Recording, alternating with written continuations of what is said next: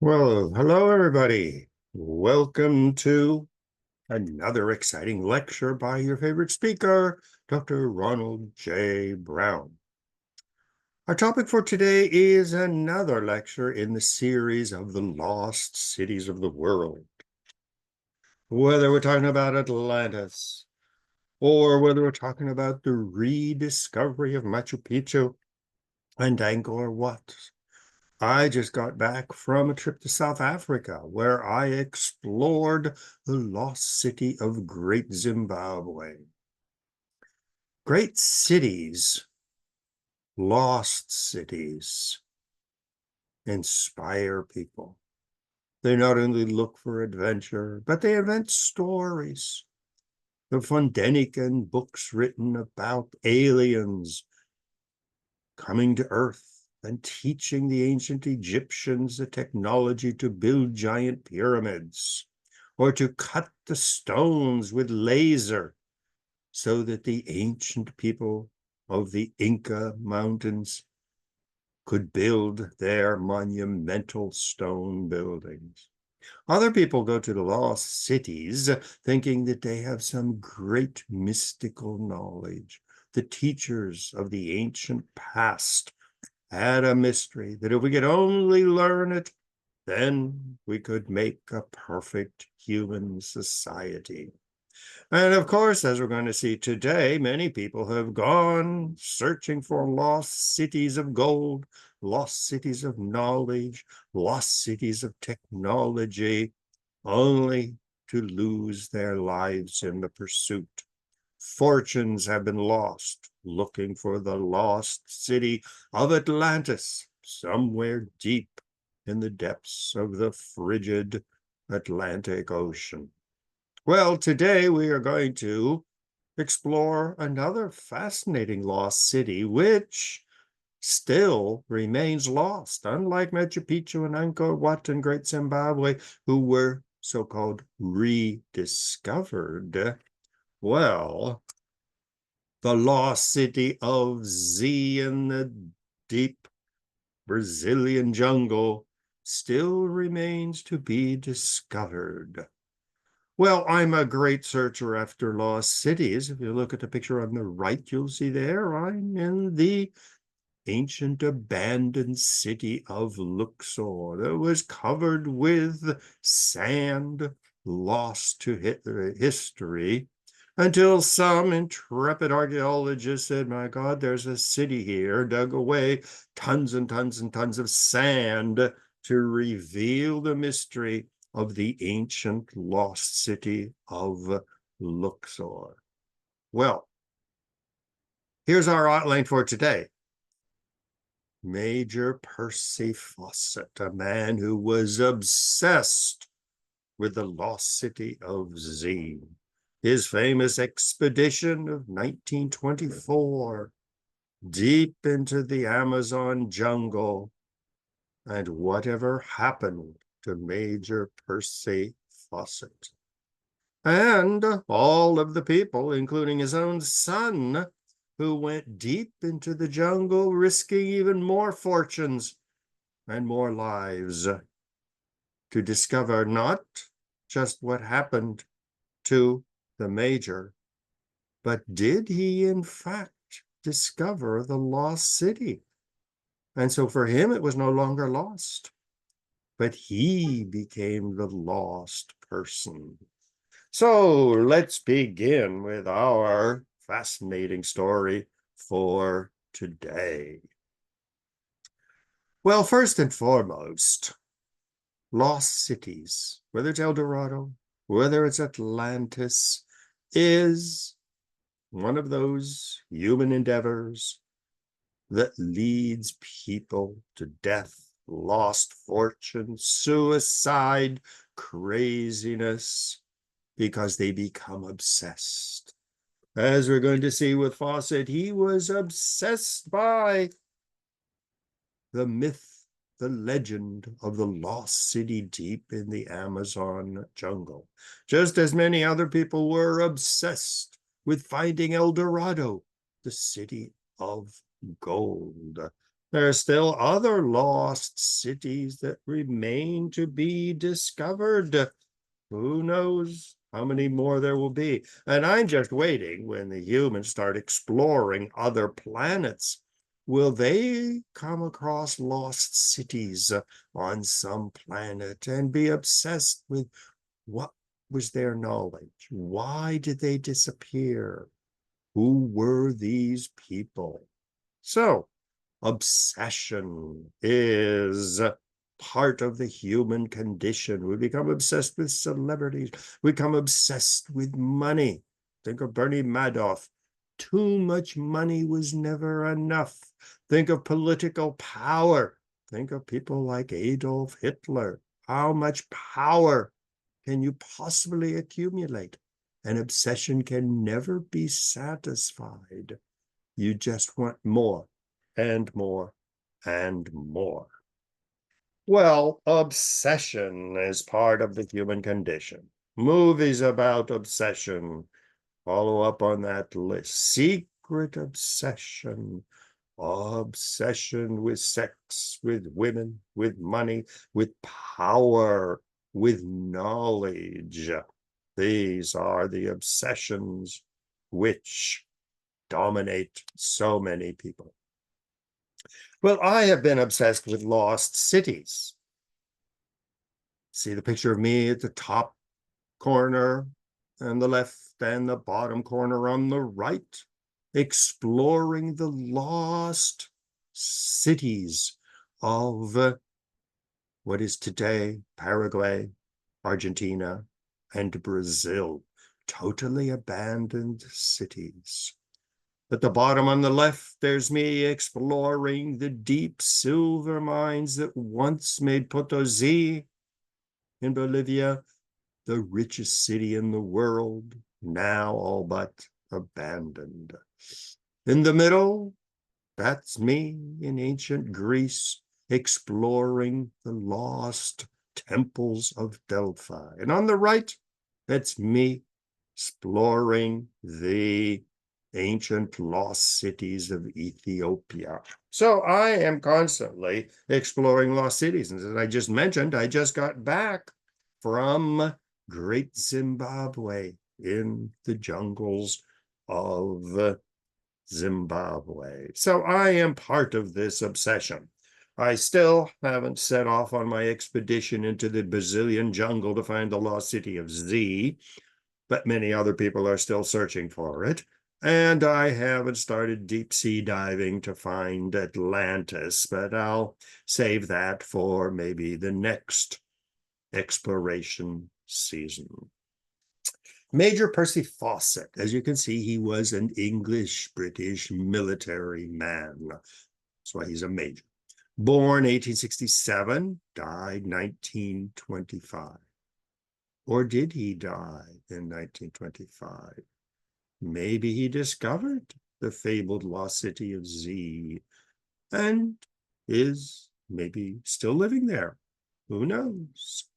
Well, he was one of these intrepid explorers. As the British Empire grew, once again, the quest for conquest, the quest for gold and trade, and even discovery, how other people lived, other civilizations, other religions, other ways of living.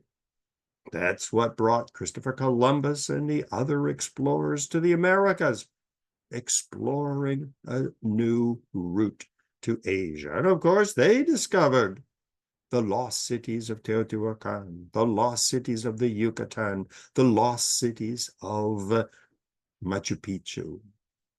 Other great explorers, such as Stanley, the possible life of Africa's greatest explorer, or Captain Francis Crozier and the Franklin exhibit exploring the Arctic Ocean. Why did these people, why were they driven to exploration? What were they looking for?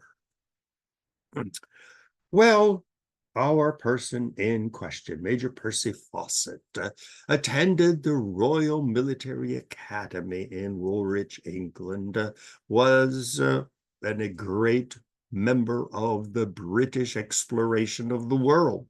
Don't forget, when he was alive, England still controlled Canada, colonies in South America and Central America, Belize. It controlled huge sections of Africa. It controlled colonies in the Middle East, Pakistan, India, Burma, Bangladesh, Australia, Malaysia, New Zealand, Hong Kong, Malta, Ceylon. This was the golden age of British exploration of the world. And of course, legends abounded. Great cities were yet to be discovered. Once again, this was the British obsession with empire. How many colonies could they possibly aspire to control? Well, it was not just the British who were controlling the world. And don't forget, they also controlled the United States during its colonial period. But the French controlled the Mississippi Valley, Quebec, a quarter or a third of Africa, and Southeast Asia, Vietnam, Cambodia, Laos, Madagascar, New Caledonia, other islands in the Pacific. The Spanish, before both the British and the French had their empire, everything from Russian-controlled Alaska down through California, whole way down to Argentina, as well as the Philippines and colonies in Africa. The Dutch, at the same time as the Spanish, were building their empire. We think of New York was New Amsterdam originally. The Portuguese were not to be left out. They ended up building empires. Brazil, Azores, Madeira, Cape Verde, and two huge colonies, Angola and Mozambique in Africa, as well as East Timor, colonies in India, colonies in China, even a colony in Japan. Everybody was fascinated by exploring the world and gaining control of the world. Well, our major ended up in South America between 1906 and 1924. He was hired by British government to survey and come up with appropriate boundaries for the countries such as Brazil, Peru, Argentina, Chile, Bolivia, and Paraguay, which were constantly going to war over who was going to control this particular part or that particular part of the mountains, the Andes Mountains, or the Amazon basin. And so he was asked to go and to survey boundaries. England was considered a neutral and very scientifically savvy country, and that they would do the job. So with the Royal Geographical Society, he was sent to survey. Well, that was the beginning of his obsession with the lost cities of South America. Machu Picchu, rediscovered. There was the land without evil of the Guarani Indians in Paraguay. The legend of the city of gold, El Dorado. These were the legends which he became fascinated by. Explore, discover. Could he be the one who would discover an ancient lost civilization? Well, he certainly hoped that he would be that person. Well, I followed in his footsteps when I was in Paraguay and traveled around Argentina, Brazil, Uruguay, Bolivia. And there's a picture of me in one of the many guest houses where I would find myself exchanging travel stories with other intrepid travelers. On the left and on the right, that's one of my more interesting vacations where I stumbled upon a group of Amish and Mennonites deep in the Chaco region of Paraguay. Desert, but they drilled wells. They made it flourish. On the right, you see one of their museums that they built. As you can see, in the beginning, there were only a couple hundred. Today, there are approximately 30,000. Intermarrying, of course, and producing identical babies. When I was there, a friend that I met there was in charge of finding spouses for young people in the colony of Philadelphia, spelled with an F. And he would go fly up to Canada and find available Amish and Mennonite young men, pair them off with inbred Amish and Mennonites in Paraguay to improve the blood stock and stop any rise of diseases. So when you travel, you stumble upon interesting people. Now, I would never consider the Chaco Valley area as a lost city. It's very, very much found and very populated. But these are the kinds of places you stumble upon. And Fawcett stumbled upon the legend of the lost city of Z, and it obsessed him. He heard it from one of his Indian scouts. I suppose it's pronounced Tajui, who told him that deep in the Amazon jungle, among people who painted their faces red and wore feathers, somewhere there was a lost city. Well, once he had finished his surveying job, he just couldn't keep away from the Brazilian and Bolivian jungle, and so he went back. And he said, this city must exist, and I will gain fame by discovering it.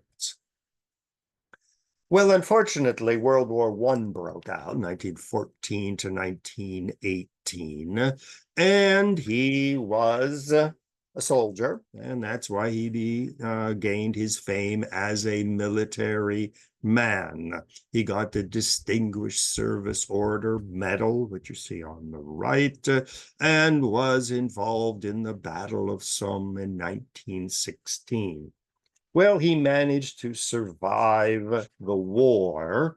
And then, once the war was safely over, he went back to his obsession, the lost city of Z.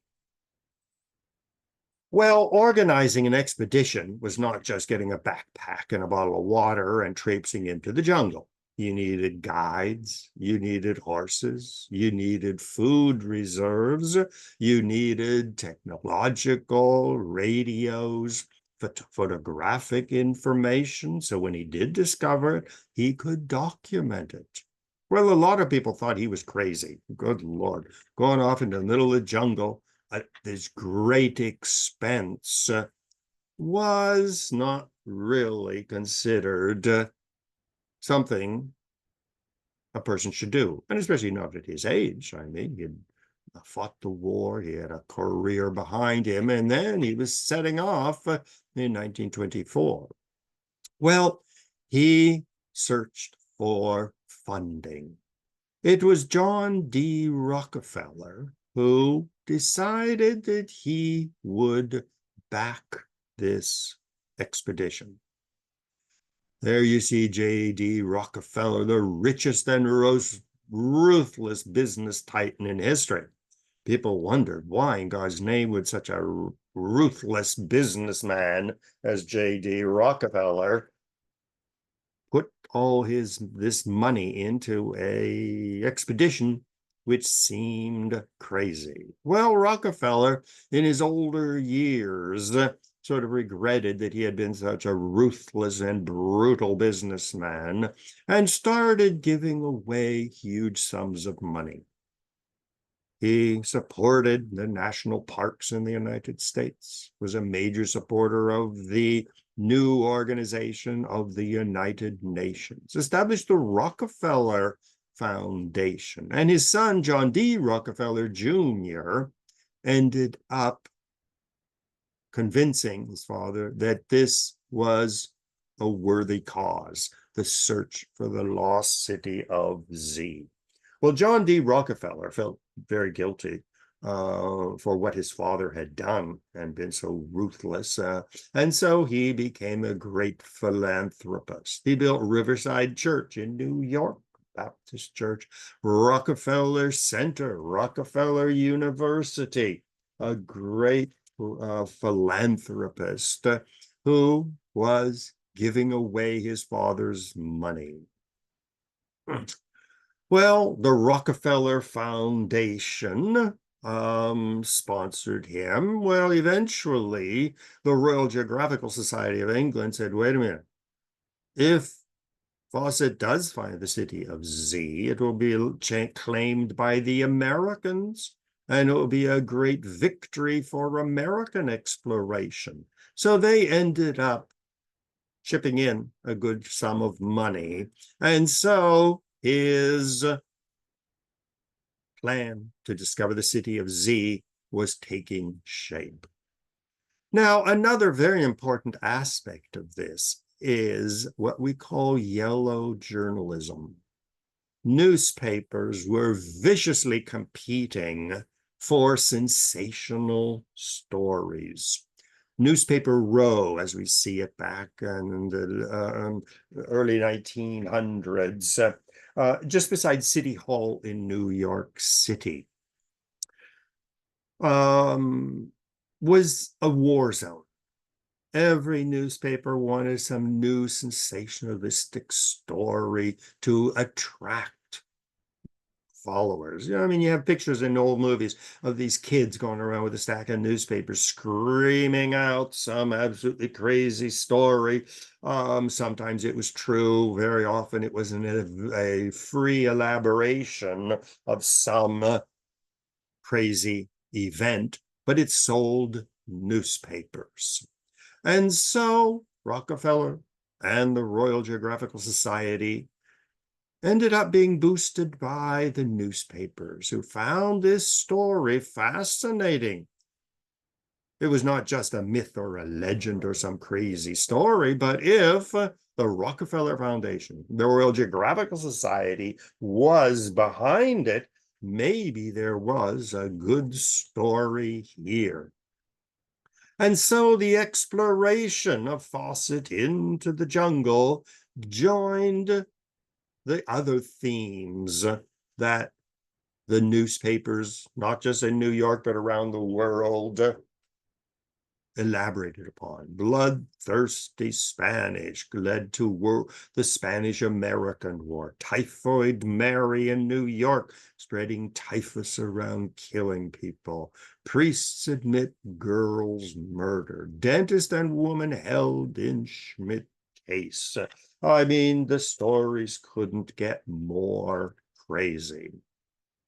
Well, of course, the newspapers just loved strange stories, going off into the savage jungle of cannibals, rare diseases. Well, there was another aspect to it. Don't forget that the very premise of the Spanish, the Portuguese, the French, the English, and later the American world empires was we are going off not to rape, pillage, and plunder and loot, but we were going off to civilize the savages. And from the stories in the sensationalistic press, the savages of the jungles of Brazil were the most vicious of all, cannibals and everything else.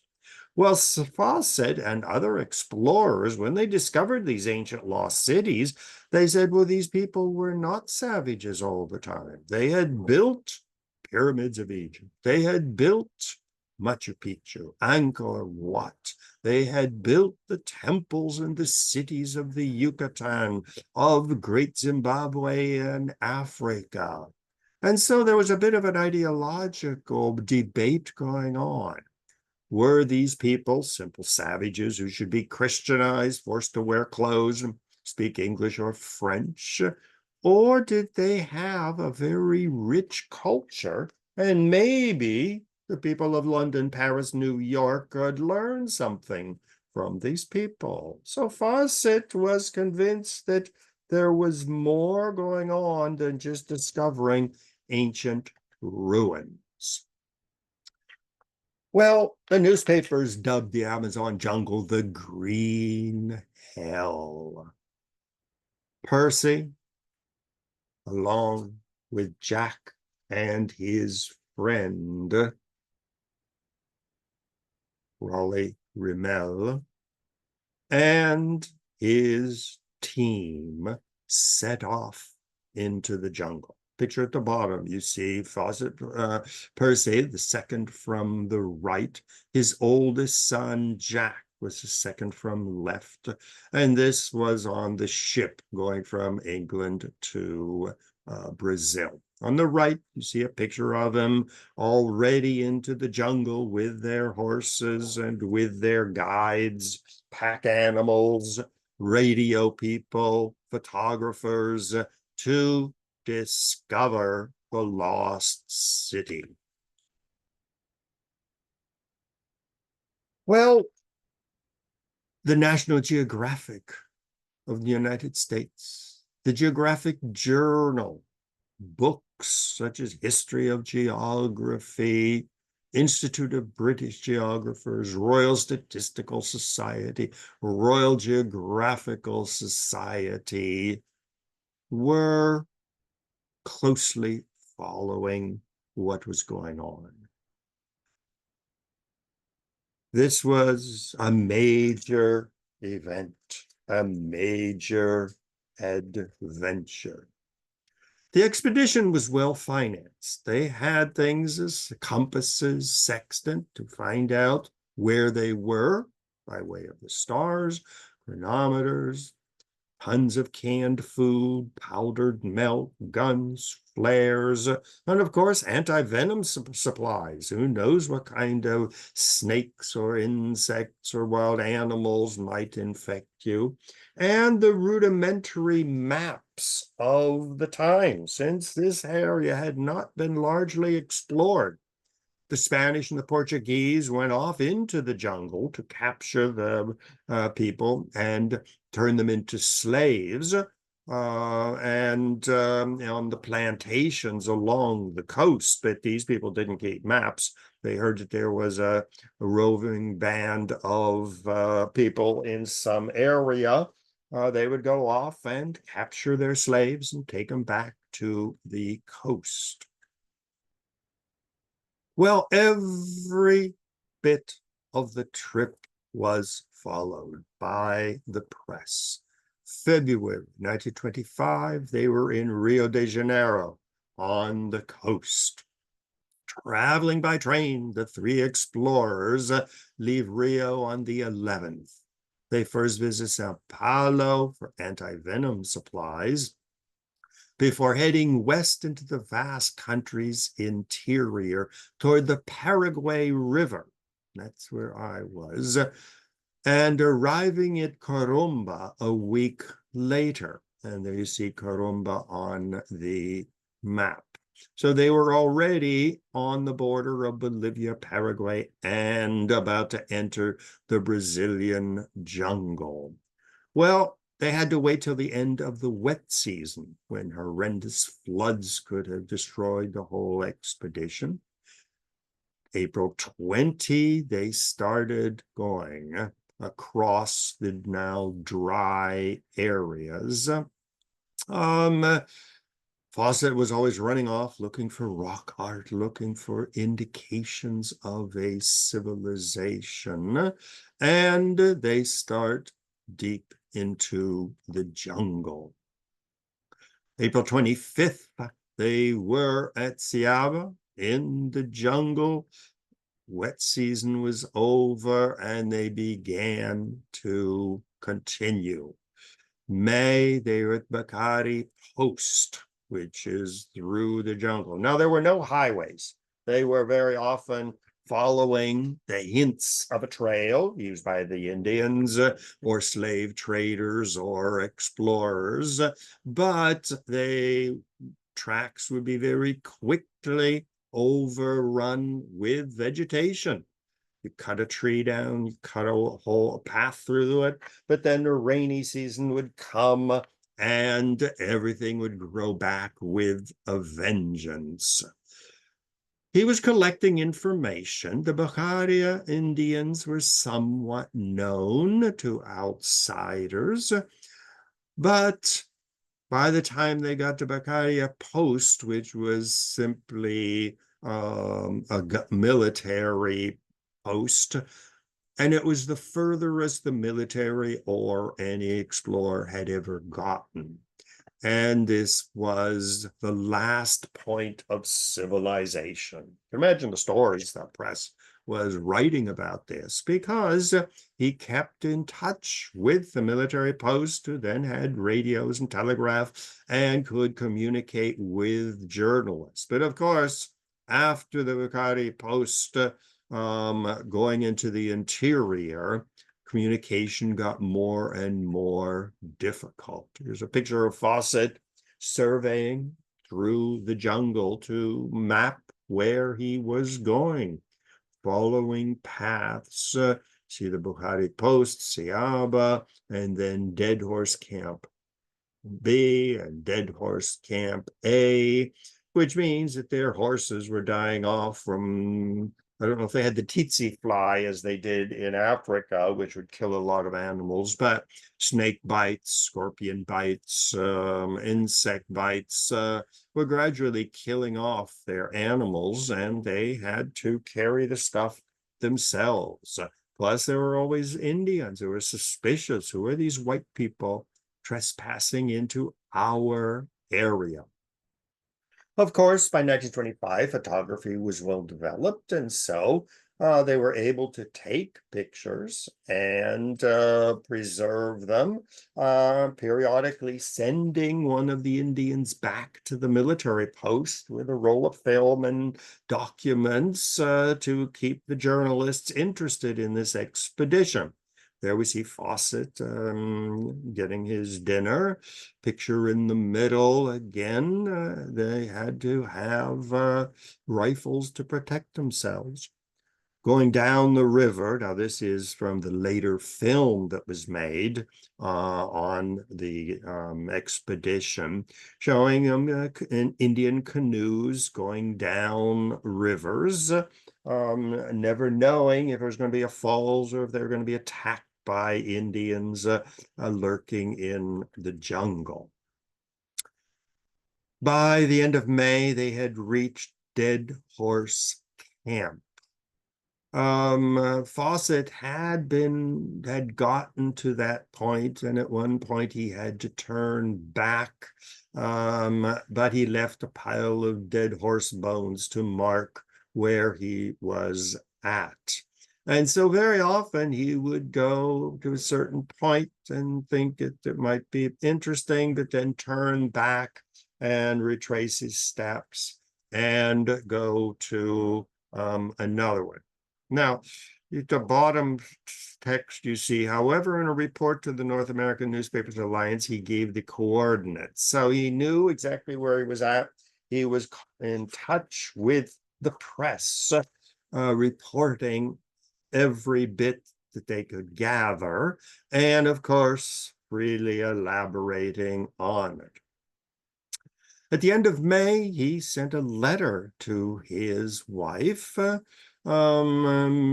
talking about the legions of flies, to people abandoning him, the animals gradually getting sick and dying. His son's travel buddy ended up major illness and wounds on his leg, and transforming his wife. You need have no fear of any failure. So, I mean, he recorded, as a good explorer does, every aspect. Now, when I was in Great Zimbabwe, of course, I did the same thing.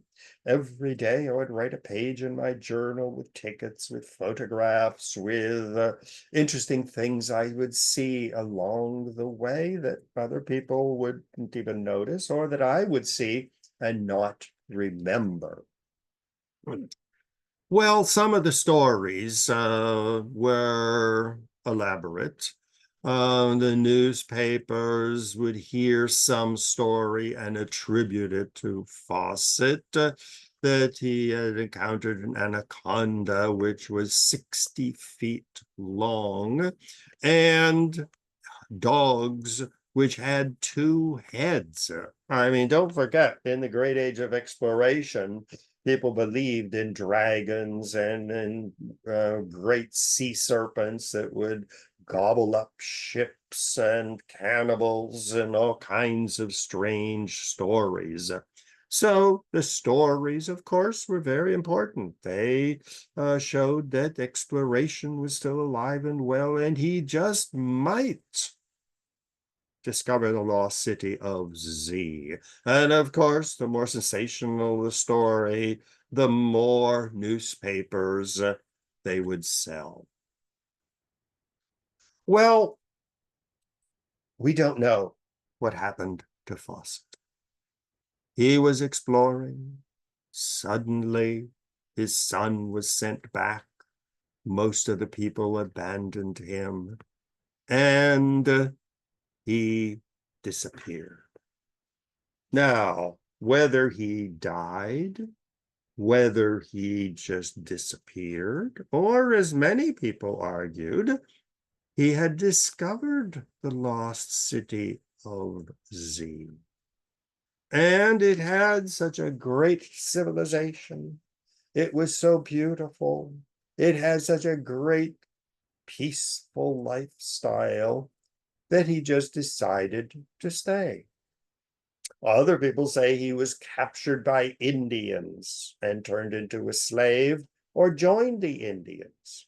Other people say he was murdered and eaten by the Indians. Well, The Lost City of Z by David Gran, 2009.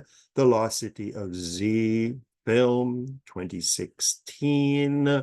Continue to explore whatever happened to this great, intrepid explorer.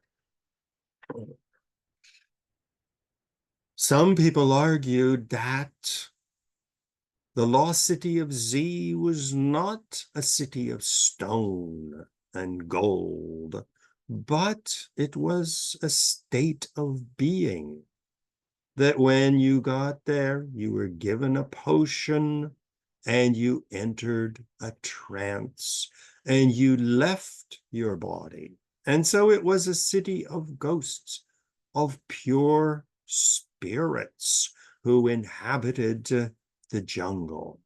That's one theory. And of course, the books and the movies give free vent to speculation. Other people say that it was a city of gold. Others say it was a city of great knowledge, where teachers and prophets had a knowledge which could transform the world of today into an absolutely peaceful, harmonious, so that the answer to our wars, genocides, and everything lay not in the future, but at the great mystical knowledge of the past, And that is what many people find in Machu Picchu, Angkor Wat, and Great Zimbabwe, a great civilization which can teach us a lot. Other people argue in books such as Noble Savage, Spirituality of the African People, Exploring Native American Wisdom, that he had in fact achieved enlightenment and had decided that he would stay among the souls of the ancient city of Z and had no desire to return. Another speculation was he had been adopted by a god, as a god by the people of the lost city of Z. We see Popular Science Monthly. Is Lost Explorer now a jungle god? That he was living in the Amazon and he had been proclaimed the long-lost prophetic leader of this new ancient civilization. Another person who explored and even went into the jungle and claimed to have found his bones, the Villalobos brothers, say that he was in fact killed by the Indians. Now, here again, these were not just speculations. The two Boas brothers were awarded the Founders Gold Medal of the Royal Geographic Society for their research on the Kingu people, the Indians, their myths, and their civilizations. So here again, these were people with a certain educated background. So it wasn't just sensationalistic newspapers which found this whole search so fascinating, but there were very reputable people doing the same thing. Well, of course, the loss of the colonel could not be totally ignored.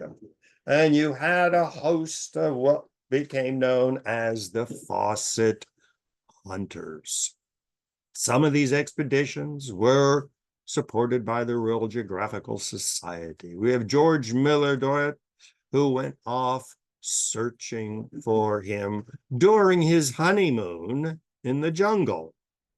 Other books, Man Hunting in the Jungle by Dorado, here again explored the jungle culture. And so he was one of the great Fawcett hunters, fascinated not just by the city of Z, but what had happened to Fawcett himself. Other books published by the society included his exploration into the jungle, his searching. He wrote Days Without Food, Getting Lost. Here again, the dangers of the expedition were highlighted.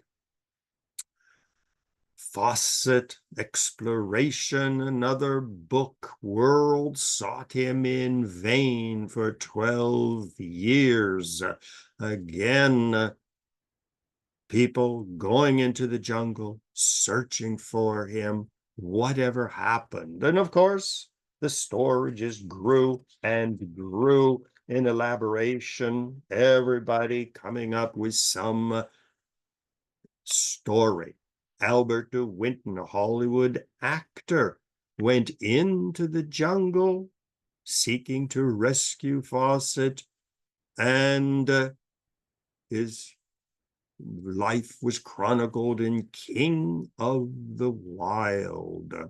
And the savages seized him, and this was another story of adventure seeking after the remains or the life of Fawcett. A Brazilian James Lynch in 1996 took the more scientific approach. And by 1996, you could have satellite images of the jungle, where from a satellite, they had the technology to pierce through the tree and leaf cover and see the land without all of the trees.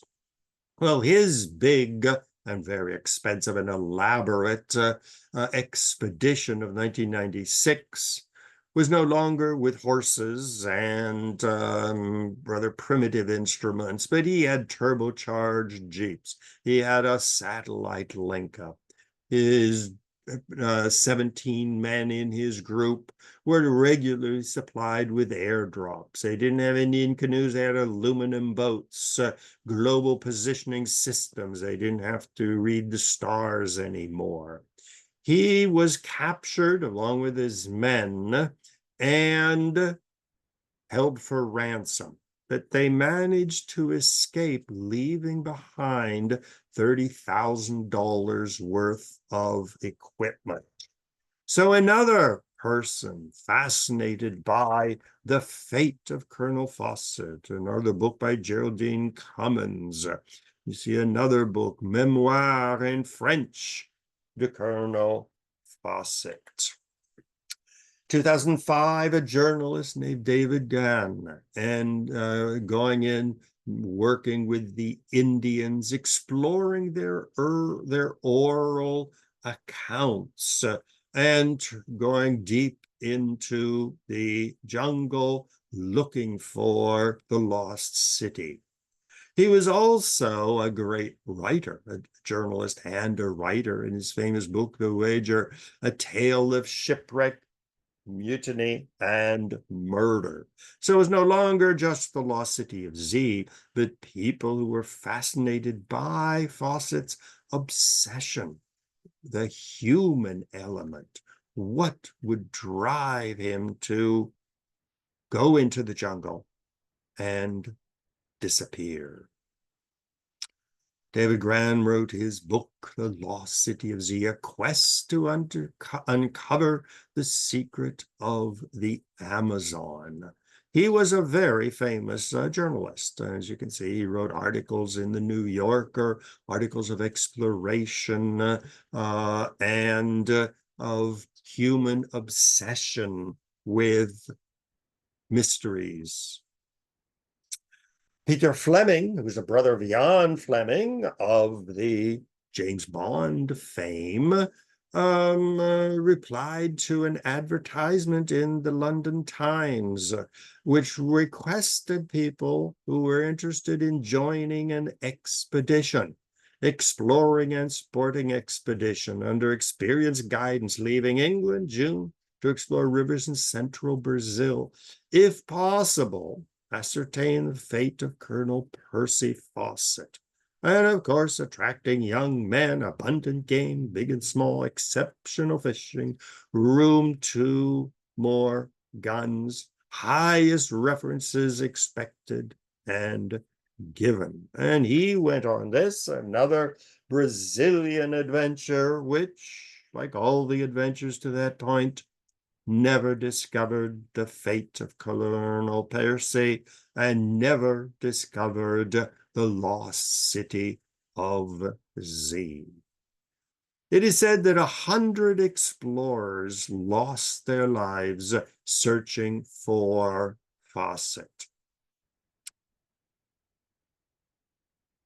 Certain people wrote books. There was a Reverend Martha Elmering who was half-breed Indian white boy, she discovered, and she argued that this was the son of Colonel Fawcett, who had stayed there, married a woman from the lost city, and his family descendants were still there. Any book, such as David Childress' famous book on lost cities of South America, chronicles the many expeditions looking for the lost city of Z. Another book book by Mothika Munning, Pioneering for Christ in Kingu Jungles. Here again, who were not just explorers, but the missionaries were going into the jungle, not so much to find the lost city of Z, but to convert the people to the true Christian faith. Now, Geraldine Cummins was a bit more than a missionary and explorer. She was a spiritualist, medium, and a writer. And she was convinced that she could communicate with the spirits of the lost city of Z, and that she had communicated through psychic powers with the Colonel Fawcett.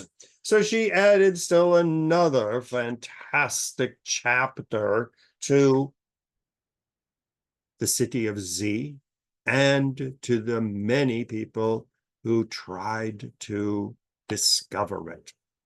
So everybody had a theory. We see books such as Bob Martin's Search the Lost Expedition. Another book by Manhunt in the Jungle, Amazon Adventure, Exploration Fawcett. I mean, books and movies and articles are as much fascinated by Fawcett's obsession with the lost city. He was convinced that it was there and that he would find it, and many people say he did find it. Nina Fawcett, his unfortunate wife,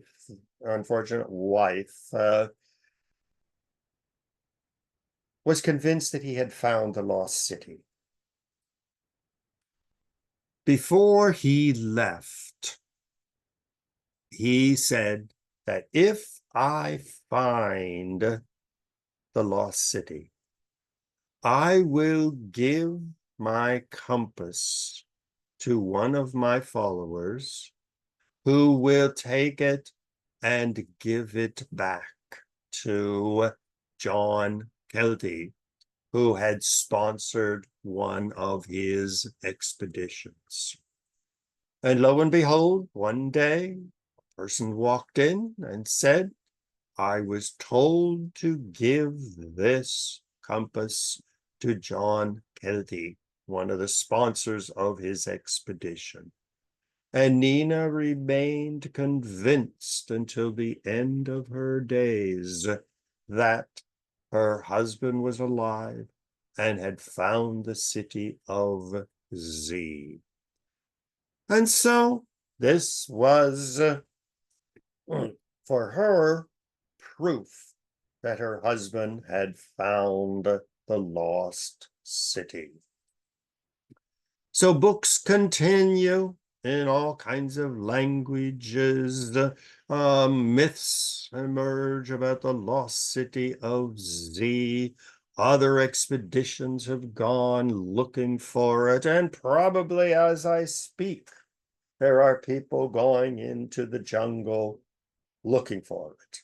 There's a good chance that if it's there, it will be found, because the Brazilians are busily chopping down the jungle, turning it into farmland. So it is possible that they will come across it, and the descendants of Fawcett with his wife among the Indians, and that the answer will emerge. Whatever happened to Fawcett, and what was the mystery of the lost city?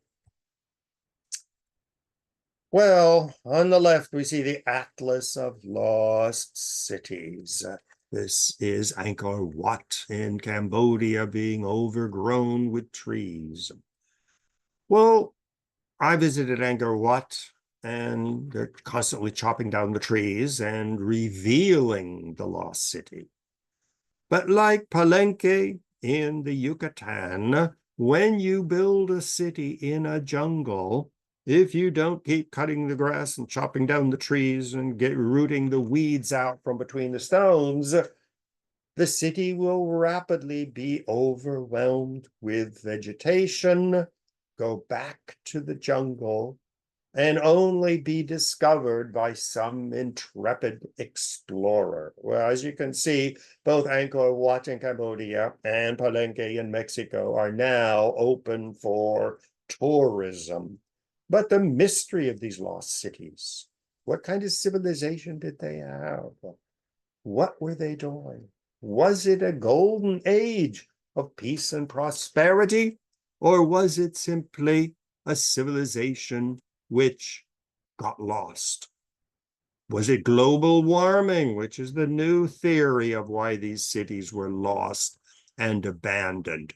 Was it global warming that caused catastrophic weather changes, starvation, flooding, drought, heat waves? Was it war? Did the people simply accomplish what they were there to do and dispersed? And so lost cities continue to inspire people. Well, this is Ron Brown. You can contact me at ronbrownmedia@gmail.com. Feel free to give comments or any ideas. I'm constantly revising these programs as I learn more. Who knows? The next time I go back to this PowerPoint and revise it, we may actually have proof of Fawcett's career, and we might have just discovered the ruins of the lost city of Z. So this is Dr. Ronald Brown. Thank you for joining me, and I hope to see you in the future. So have a good day. Bye-bye.